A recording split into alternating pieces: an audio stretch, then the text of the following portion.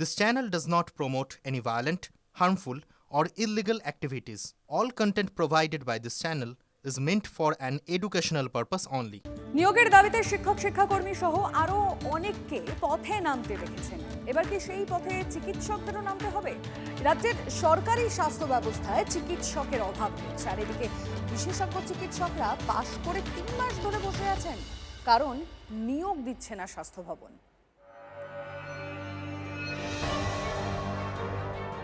জঞ্জালে ঘেরা এই হাসপাতালটার নাম সত্যবালা আইডি হাসপাতাল।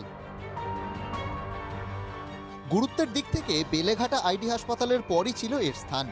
কোভিড পর্বেও ছিল বড় ভূমিকা, কিন্তু প্রাচীন এই হাসপাতাল এখন বন্ধের মুখে দাঁড়িয়ে। মাত্র 2 জন চিকিৎসক নিয়ে টিম করে জ্বলছে। শূন্য পদ অনেক, কিন্তু নিয়োগ হয়নি কোনো অজানা কারণে। চিকিৎসক স্বাস্থ্যকর্মীর অভাব। গ্রাম বাংলায় একাধিক হাসপাতাল স্বাস্থ্যকেন্দ্রের দরজা বন্ধ হচ্ছে। সূত্রের খবর, মুখ্যমন্ত্রীর স্বপ্নের SSKM হাসপাতালের ট্রমা কেয়ার ইউনিটেও একাধিক শূন্য পদ, কিন্তু নিয়োগ হচ্ছে না।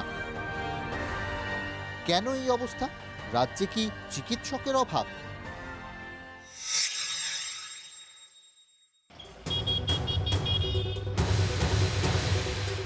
ওর নাম কৌস্তব চক্রবর্তী। 2025 সেপ্টেম্বরে সরকারি মেডিকেল কলেজ থেকেই ডাক্তারি পাশ করেছেন, কিন্তু 3 মাস হয়ে গেলেও কোনো নিয়োগ পাননি। ম্যাক্সিমাম ডাক্তার আমাদের যারা স্পেশালাইজেশন ডিগ্রি অলরেডি হয়ে গেছে, সেটা নিয়ে আমরা মাদার কলেজে আসছি without any definitive kind of posting and all. তো আমরা এটাই চেষ্টা করবো যে গভর্নমেন্ট আমাদের তাড়াতাড়ি আমাদের পোস্টিংটা দিক, এবং যেখানে দরকারের ডাক্তারদের সত্যিই ঘাটতি আছে সেখানে আমরা গিয়ে এবং আমাদের কাজের পরিধিটা কাজটা ভালো করে শিখতে পারি আমরা।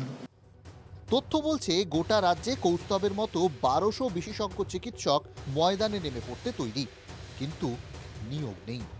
সরকারি নিয়ম বলে বিশেষজ্ঞ চিকিৎসকদের পিজিটি পাশ করে 3 বছর সরকারি হাসপাতালে পরিষেবা দিতে হয়। 2022-এর বিশেষজ্ঞ চিকিৎসকরা 2025-এ পাশ করেও 3 মাস ধরে বসে।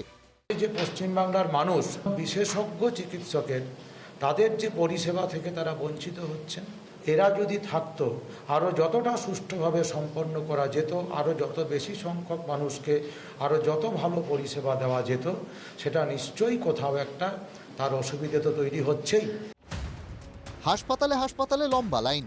ছোট বড় সরকারি হাসপাতালের চিকিৎসকের অভাব নিয়ে শহর থেকে গ্রাম মানুষের মনে অনেক ক্ষোভ। উল্টো দিকে চিকিৎসকরা পাশ করে বসে আছেন ডাক পাওয়ার আশায়। কবে হবে নিয়োগ? নজর আছে সরকারের। সুব্রত বন্দ্যোপাধ্যায় এবং প্রসেনজিৎ চৌধুরীর রিপোর্ট, TV9 বাংলা।